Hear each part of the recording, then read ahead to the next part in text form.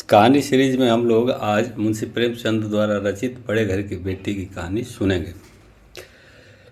बेनी माधो सिंह गौरी गांव के जमींदार और नंबरदार थे।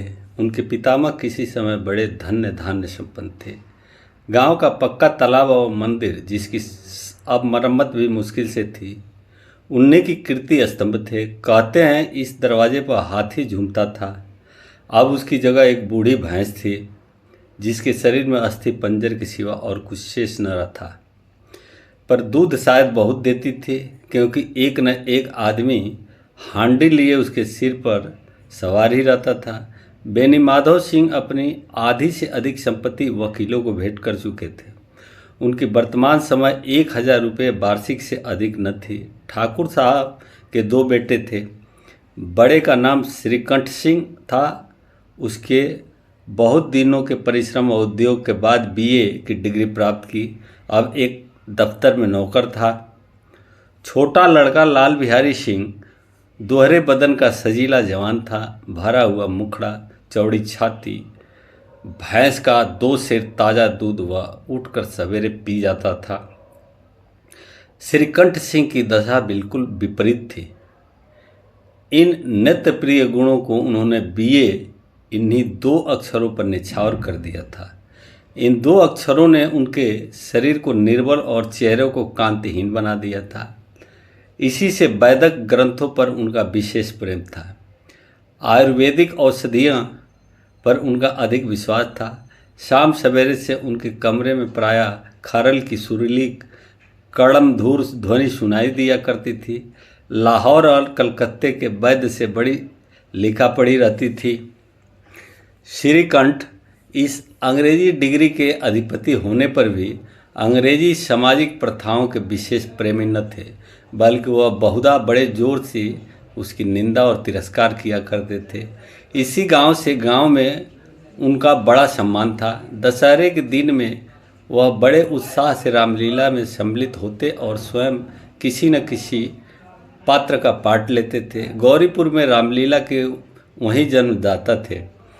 प्राचीन हिंदू सभ्यता का गुणगान उनकी धार्मिकता का प्रधान अंग था। सम्मिलित कुटुंब के तो वह एकमात्र उपासक थे। आजकल स्त्रियों को कुटुंब में मिलजुल कर रहने की जो अरुचि होती है, उसे वह जाति और देश दोनों के लिए हानिकारक समझते थे। यही कारण था कि गांव की ललनाएं उनकी निंदक थी। कोई कोई तो उन्हें अपना शत्रु समझने में भी संकोच न करते थे। स्वयं उनकी पत्नी को भी इसी विषय में उनसे विरोध था। यह इसलिए कि उन्हें अपने सास ससुर देवर जेठ आदि से घृणा थी, बल्कि उसका विचार था कि यदि बहुत कुछ सहने और तरह देने पर भी परिवार के साथ निर्वाह न हो सके, तो आए दिन की कला से जीवन को नष्ट करने की अपेक्षा यही उत्तम है कि अपनी खिचड़ी अलग पकाई जाए। आनंदी एक बड़े उच्च कुल की लड़की थी। उसके बाप एक छोटी सी रियासत के तालुकदार थे। विशाल भवन, एक हाथी, 3 कुत्ते, बाज, बहरी शिकरे, झाड़, फनूस, अनेरी, मजिस्ट्रेटी और रीढ़, जो एक प्रतिष्ठित तालुकेदार के भोग्य पदार्थ हैं, सभी यहाँ विद्यमान थे। नाम था भूप सिंह। बड़े उदारचित्त और प्रतिभाशाली पुरुष थे, पर दुर्भाग्य से लड़का एक भी न था। 7 लड़कियां हुई और दैव जोग से सब की सब जीवित रहे। पहली उमंग में तो उन्होंने 3 ब्याह कर दिया, दिल खोल करके किए, पर 15-20 हजार रुपयों का कर्ज सिर पर हो गया तो आंखें खुली, हाथ समेट लिया। आनंदी चौथी लड़की थी। वह अपनी सब बहनों से अधिक रूपवती और गुणवती थी। इससे ठाकुर भूप सिंह उसे बहुत प्यार करते थे। सुंदर संतान को कदाचित उसके माता पिता भी अधिक चाहते हैं। ठाकुर साहब बड़े धर्म संकट में थे कि इसका विवाह कहाँ करें। न तो यही चाहते थे कि रीढ़ का बोझ बढ़े, और न यह स्वीकार था कि उसे अपने को भाग्यहीन समझना पड़े। एक दिन श्रीकंठ उनके पास किसी चंदे का रुपया मांगने आया। शायद नागरी प्रचार का चंदा था। भूप सिंह उनके स्वभाव पर रीझ गए और धूमधाम से श्रीकंठ सिंह का आनंदी के साथ ब्याह हो गया। आनंदी अपने नए घर में आई तो यहाँ का रंग ढंग कुछ और ही देखा। जिस टीम टाम की उसे बचपन से ही आदत पड़ी हुई थी वह यहाँ नाम मात्र को भी न थी। हाथी घोड़े का तो कहना ही क्या, कोई सजी हुई सुंदर बहली तक न थी। रेशमी स्लीपर यह साथ लाई थी, पर यहाँ बाग कहाँ, मकान में खिड़कियाँ तक न थी, न जमीन पर फर्श न दीवार पर तस्वीरें। यह एक सीधा साधा देहाती गृहस्थ का मकान था, किंतु आनंदी ने थोड़े ही दिनों में अपने को इस नई अवस्था के में ऐसे अनुकूल बना लिया मानो उसके विलास के समान कभी देखे ही न हो। एक दिन दोपहर के समय लाल बिहारी सिंह 2 चिड़िया लिए हुए आया और भावच से बोला, जल्दी से पका दो, मुझे भूख लगी है। आनंदी भोजन बनाकर उसकी राह देख रही थी। अब यह नया व्यंजन बनाने बैठी। हांडी में देखा तो घी पाव भर से अधिक न था। बड़े घर की बेटी किफ़ायत क्या जाने, उसने सब घी मांस में डाल दिया। लाल बिहारी खाने बैठा तो दाल में घी न था। बोला, दाल में घी क्यों नहीं छोड़ा? आनंदी ने कहा, घी सब मांस में पड़ गया। लाल बिहारी जोर से बोला, अभी परसों घी आया है, इतना जल्द उठ गया? आनंदी ने उत्तर दिया, आज तो कुल पाव भर रहा होगा, वह सब मैंने मांस में डाल दिया। जिस तरह सूखी लकड़ी जल्दी से जल उठती है, उसी तरह से क्षुधा से बावला मनुष्य जरा जरा सी बात पर तिनक जाता है। लाल बिहारी को भावज की यह ढिठाई बहुत बुरी मालूम हुई। तिनक कर बोला, मैके में तो चाहे घी की नदी बहती हो, स्त्री गोलियां सह लेती है, मार भी सह लेती है, पर मैके की निंदा उससे नहीं सहा जाता। आनंदी मुंह फेंक कर बोली, हाथी मरा भी तो 9 लाख का, वहाँ इतना घी नित्य नाई कहाँ खा जाते हैं। लाल बिहारी जल गया, थाली उठाकर पलट दी और बोला, जी चाहता है जीभ पकड़कर खींच लूँ। आनंदी को भी क्रोध आया, मुंह लाल हो गया। बोली, वह होते तो आज इसका मजा चखाते, इसे मजा चखाते। अब अपड़ उज्जड़ ठाकुर ने न रहा गया। उसकी स्त्री एक साधारण जमींदार की बेटी थी। जब जी चाहता उस पर हाथ साफ कर दिया करता था। खड़ाऊँ उठाकर आनंदी की ओर जोर से फेंकी और बोला, जिसके गुमान पर भूली हुई हो उसे भी देखूंगा और तुम्हें भी। आनंदी ने हाथ से खड़ाऊँ रोकी, सिर बच गया, पर उंगली में बड़ी चोट आई। क्रोध के मारे हवा से हिलते पत्ते की भांति कांपती हुई अपने कमरे में आकर खड़ी हो गई। स्त्री का बाल और सास, मान और मर्यादा पति तक है।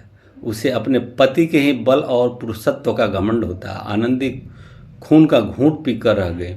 श्रीकंठ सिंह शनिवार को घर आया करते थे। बृहस्पति को वह घटना हुई थी। 2 दिन तक आनंदी कोप भवन में रही, न कुछ खाया न पिया, उसकी बाट देखती रही। अंत में शनिवार को वह नियमानुसार संध्या समय घर आए। बाहर बैठकर कुछ इधर उधर की बातें किए। कुछ देर काल संबंधी समाचार तथा कुछ नए मुकदमों आदि की चर्चा करने लगे। यह वार्तालाप 10 बजे रात तक होता रहा। गांव के भद्र पुरुषों की इन बातों में बड़ा आनंद मिलता था कि खाने पीने की भी सुध न रहती थी। श्रीकंठ को पिंड छुड़ाना मुश्किल हो जाता था। ये 2-3 घंटे आनंदी ने बड़े कष्ट से काटे। किसी तरह भोजन का समय आया, पंचायती उठी, एकांत हुआ तो लाल बिहारी ने कहा, भैया आप जरा भाभी को समझा दीजिएगा कि मुंह संभाल कर बात किया करे, नहीं तो एक दिन अनर्थ हो जाएगा। बेनी माधव सिंह ने बेटी की ओर से साक्ष्य दी, हाँ बहू बेटियां का स्वभाव अच्छा नहीं तो मर्दों के मुंह लगे। लाल बिहारी वह बड़े घर की बेटी है तो हम भी कोई कुर्मी कहार नहीं है। श्रीकंठ ने चिंतित स्वर से पूछा, आखिर बात क्या हुई? लाल बिहारी ने कुछ कहा भी नहीं। यूँ तो आप उलझ पड़ी।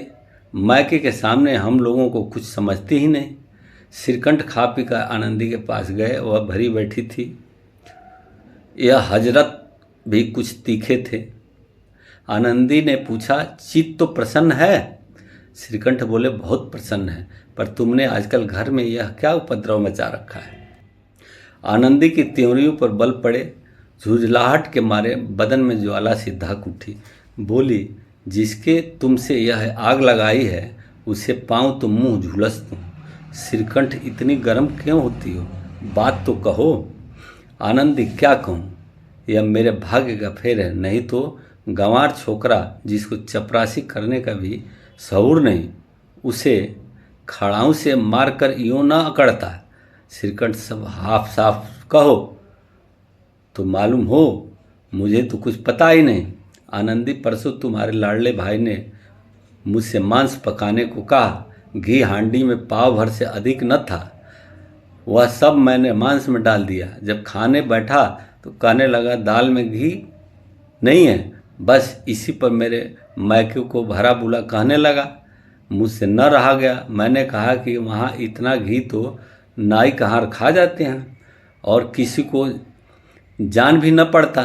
बस इतनी सी बात पर इस अन्यायी ने मुझे खड़ाऊँ फेंक कर मारा। यदि हाथ से न रोक लूँ तो सिर फट जाए। उसी से पूछो मैंने जो कुछ कहा है वह सच है या झूठ। श्रीकंठ की आंखें लाल हो गई। बोले, यहाँ तक तो हो गया इस छोकरे का ये एहसास। आनंदी स्त्रियों के स्वभानुसार रोने लगी, क्योंकि आंसू उसकी पलकों पर रहते हैं। श्रीकंठ बड़े धैर्यवान और शांत पुरुष थे। उन्हें कदाचित ही कभी क्रोध आता था। स्त्रियों के आंसू पुरुषों की क्रोधाग्नि भड़काने में तेल का काम करती है। रात भर करवटें बदल रहे, विद्विग्नता के कारण पलक तक नहीं झपकी। प्रातःकाल अपने बाप के पास जाकर बोले, दादा, अब इस घर में मेरा निवाह न होगा। इस तरह की विद्रोहपूर्ण बातें कहने पर श्रीकंठ ने कितनी ही बार अपने कई मित्रों को आड़े हाथों लिया था, परंतु दुर्भाग्य आज उन्हें स्वयं वे ही बातें अपने मुंह से कहनी पड़े। दूसरों को उपदेश देना भी कितना सहज है। बेनी माधव सिंह घबरा उठे और बोले, क्यों? श्रीकंठ, इसलिए कि मुझे भी अपनी मान प्रतिष्ठा का कुछ विचार है। आपने घर में अब न्याय और हठ का प्रकोप हो रहा है। जिसको बड़ों का आदर सम्मान करना चाहिए वे उनके सिर चढ़ते हैं। मैं दूसरे का नौकर ठहरा, घर पर रहता नहीं। यहाँ मेरे पीछे स्त्रियों पर खड़ा हूँ और जूतों की बौछारें होती है। कड़ी बात तक चिंता नहीं, कोई एक की दो कह ले वहाँ तक तो मैं सह सकता हूँ, किंतु यह कदापि नहीं हो सकता कि मेरे ऊपर लात घुसे पड़े और मैं दम न मारूं। बेनी माधव सिंह कुछ जवाब न दे सके। श्रीकंठ सदैव उनका आदर करते थे। उनके ऐसे तेवर देख करके बूढ़ा ठाकुर अवाक रह गया। केवल इतना ही बोला, बेटा, तुम बुद्धिमान होकर ऐसी बातें करते हो। स्त्रियां इस तरह घर का नाश कर देती है, उनको बहुत सिर चढ़ाना अच्छा नहीं। श्रीकंठ, इतना मैं जानता हूँ कि आपके आशीर्वाद से ऐसा मूर्ख नहीं हूँ।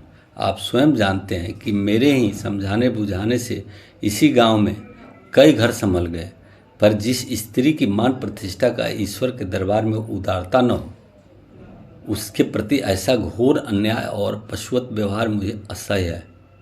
आप सच मानिए, मेरे लिए यही कुछ कम नहीं है कि लाल बिहारी को कुछ दंड नहीं देता। अब बेनी माधव सिंह भी गरमाए, ऐसी बातें और न सुन सके। बोले, लाल बिहारी तुम्हारा भाई है, उससे जब कभी भूल चूक हो उसके कान पकड़ो। लेकिन श्रीकंठ, लाल बिहारी को मैं अब अपना भाई नहीं समझता। बेनी माधव सिंह, स्त्री के पीछे? श्रीकंठ, जी नहीं, उसकी क्रूरता और अविवेक के कारण। दोनों कुछ देर चुप रहे। ठाकुर साहब लड़के का क्रोध शांत करना चाहते थे, लेकिन यह नहीं स्वीकार करना चाहते थे कि लाल बिहारी ने कोई अनुचित काम किया है। इसी बीच में गांव के और कई सज्जन हुक्के चिल्लम के बहाने वहां आ बैठे। कई स्त्रियां ने जब यह सुना कि श्रीकंठ पत्नी के पीछे पिता से लड़ने को तैयार हैं, तो उन्हें बड़ा हर्ष हुआ। दोनों पक्षों की मधुर वाणियाँ सुनने के लिए उनकी आत्माएं तिलमिलाने लगी। गांव में कुछ ऐसे कुटिल मनुष्य भी होते थे जो इस कुल की नीतिपूर्ण गति पर मन ही मन जलते थे।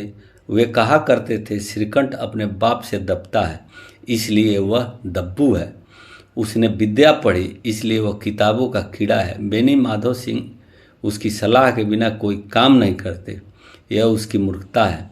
इन महानुभावों की शुभकामनाएं आज पूरी होती दिख रही थी। कोई हुक्का पीने के बहाने कोई लगान की रसीद दिखाने आकर बैठ गया। बेनी माधव सिंह पुराने आदमी थे, इन भावों को ताड़ गए। उन्होंने निश्चय किया, चाहे कुछ भी क्यों न हो, इन द्रोहियों को ताली बजाने का अवसर न दूंगा। तुरंत कोमल शब्दों में बोले, बेटा मैं तुमसे बाहर नहीं हूँ, तुम्हारा जो जी चाहे करो, अब तो लड़के से अपराध हो गया है। इलाहाबाद का अनुभव रहित झल्लाया हुआ ग्रेजुएट इस बात को न समझ सका। उसे डिबेटिंग क्लब में अपनी बात पर अड़ने की आदत थी। इस हथगंडे की उसे क्या खबर। बाप ने जिस मतलब से बात पलटी थी वह उसकी समझ न आई। बोला, लाल बिहारी के साथ अब इस घर में नहीं रह सकता। बेनी माधव, बेटा बुद्धिमान लोग मूर्खों की बात पर ध्यान नहीं देते। वह बेसमझ लड़का है, उसे जो कुछ भूल हुई है उसे तुम बड़े होकर क्षमा करो। श्रीकंठ, उसकी इस दुष्टता को मैं कदापि सह नहीं सकता। या तो वही घर में रहेगा या मैं। आपको यदि यह अधिक प्यारा है तो मुझे विदा कीजिए, मैं अपना भार आप संभाल लूँगा।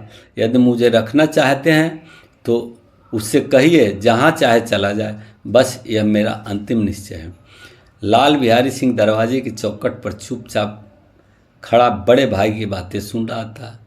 वह उनका बहुत आदर करता था। उसे कभी इतना साहस न हुआ था कि श्रीकंठ के सामने चरपाई पर बैठ जाए, हुक्का पी ले या पान खा ले। बाप का भी वह इतना मान न करता था। श्रीकंठ का भी उस पर हार्दिक स्नेह था। अपने होश में उन्होंने कभी उसे घुड़का तक न था। जब वह इलाहाबाद से आते थे तो उसके लिए कोई न कोई वस्तु अवश्य लाते थे। मुदगल की जड़ों उन्होंने ही बनवा दी थी। पिछले साल जब उसने अपने से डेढ़े जवान को नाग पंचमी के दिन दंगल में पछाड़ दिया तो उन्होंने पुलकित होकर आंखड़े में ही जाकर उसे गले से लगा लिया था। 5 रुपये के पैसे लुटाए थे। ऐसे भाई के मुंह से आज ऐसी हृदय विदारक बात सुनकर लाल बिहारी को बड़ी ग्लानि हुई। वह फूट फूट कर रोने लगा। इसमें संदेह नहीं कि अपने किए पर पछतावा रहा था। भाई के आने से एक दिन पहले ही उसकी छाती धड़कती थी कि देखूं भैया क्या कहते हैं। मैं उनके सम्मुख कैसे जाऊंगा, उनसे कैसे बोलूंगा, मेरी आंखें उनके सामने कैसे उठेगी। आशा के विपरीत आज उन्हें निर्दयता की मूर्ति बने हुए पाया। वह मूर्ख था, परंतु उसका मन कहता था कि भैया मेरे साथ अन्याय कर रहे हैं। यदि श्रीकंठ उसे अकेले में बुलाकर 2-4 बातें कह देते, इतना ही नहीं 2-4 तमाचे भी लगा देते तो कदाची उसे इसका दुख न होता। पर भाई का यह कहना कि अब मैं इसकी सूरत नहीं देखना चाहता, लाल बिहारी सहा न गया। वो रोता हुआ घर आया। कोठरी में जाकर कपड़े पहने, आंखें पोंछी, जिससे कोई यह न समझे कि वह रोता था। तब आनंदी के द्वार पर आकर बोला, भाभी भैया ने निश्चय किया है कि वह मेरे साथ इस घर में न रहेंगे। अब यह मेरा मुंह नहीं देखना चाहते, इसलिए मैं अब जाता हूँ। उन्हें फिर मुंह न दिखाऊंगा। मुझसे जो कुछ अपराध हुआ है उसे क्षमा करना। यह कहते कहते लाल बिहारी का गला भर आया। जिस समय लाल बिहारी सिर झुकाया आनंदी के द्वार पर खड़ा था, उसी समय श्रीकंठ सिंह की भी आंखें लाल किए बाहर आए। भाई को खड़ा देखा तो घृणा से आंखें फेर ली और कतरा कर निकल गए, मानो उसकी परछाई से दूर भागते हों। आनंदी ने लाल बिहारी की शिकायत की थी, लेकिन अब मन में पछता रही थी। वह स्वभाव से ही दयावती थी। उसे इसका तनिक भी ध्यान न था कि बात इतनी बढ़ जाएगी। वह मन में अपने पति पर झुल्ला रही थी कि वह इतने गर्म क्यों होते हैं। उसे यह भय लगने लगा कि कहीं मुझसे इलाहाबाद चलने को कह दे तो कैसे क्या करूँगी। इस बीच में जब उसने लाल बिहारी को दरवाजे पर खड़े यह कहते हुए सुना कि अब मैं जाता हूँ, मुझसे जो कुछ अपराध हुआ है क्षमा करना, तो उसका रहा न गया। रहा सहा क्रोध भी पानी हो गया। वह रोने लगी। मन का मैल धोने के लिए नए जल से उपयुक्त और कोई वस्तु नहीं है। श्रीकंठ को देखकर आनंदी ने कहा, लाला बाहर खड़े बहुत रो रहे हैं। श्रीकंठ, तो मैं क्या करूं? आनंदी, भीतर बुला लो, मेरी जीभ से आग लगे। मैंने कहा से यह झगड़ा उठाया। श्रीकंठ, मैं न बुलाऊंगा। आनंदी, पछताओगे, उन्हें बहुत ग्लानि हो गई है, ऐसा न हो कहीं चल दे। श्रीकंठ न उठे। इतने में लाल बिहारी ने फिर कहा, भाभी, भैया से मेरा प्रणाम कह दो, ये मेरा मुंह नहीं देखना चाहते, इसलिए मैं भी अपना मुंह उन्हें न दिखाऊंगा। लाल बिहारी इतना कहकर लौट पड़ा और शीघ्र से दरवाजे की ओर बढ़ा। अंत में आनंदी कमरे से निकली और उसका हाथ पकड़ लिया। लाल बिहारी ने पीछे फिर कर देखा और आंखों में आंसू भरे बोला, मुझे जाने दो। आनंदी, कहाँ जाते हो? लाल बिहारी, जहाँ कोई मेरा मुंह न देखे। आनंदी, मैं न जाने दूंगी। लाल बिहारी, मैं तुम लोगों के साथ रहने योग्य नहीं हूँ। आनंदी, तुम्हें मेरी सौगंध, अब एक पग भी आगे बढ़ाना। लाल बिहारी, जब मुझे यह मालूम न हो जाए कि भैया का मन मेरी तरफ से साफ हो गया, तब तक मैं इस घर में कदापि नहीं रहूँगा। आनंदी, मैं ईश्वर को साक्षी देकर कहती हूँ कि तुम्हारी ओर से मेरे मन में तनिक भी मैल नहीं है। अब श्रीकंठ का हृदय भी पिघला। उन्होंने बाहर आकर लाल बिहारी को गले लगा लिया। दोनों भाई खूब फूट फूट कर रोए। लाल बिहारी ने सिसकते हुए कहा, भैया, अब कभी मत कहना कि तुम्हारा मुंह न देखूंगा। इसके सिवा आप जो दंड देंगे मैं सहर्ष स्वीकार करूंगा। श्रीकंठ ने कांपते स्वर में कहा, लल्लू, इन बातों को बिल्कुल भूल जाओ। ईश्वर चाहेगा तो फिर ऐसा दिन न देखने को मिलेगा। बेनी माधव सिंह बाहर से आ रहे थे। दोनों भाइयों को गले मिलते देखकर आनंद से पुलकित हो गए। बोल उठे, बड़े घर की बेटियां ऐसी होती है, बिगड़ा हुआ काम बना लेती है। गांव में जितने यह वृत्तांत सुना, उसी ने इन शब्दों में आनंदी की उदारता को सराहा और बड़े घर की बेटियां ऐसी होती है कहा। अगर ये कहानी आपको अच्छा लगे तो लाइक कीजिए, सब्सक्राइब कीजिए, शेयर कीजिए।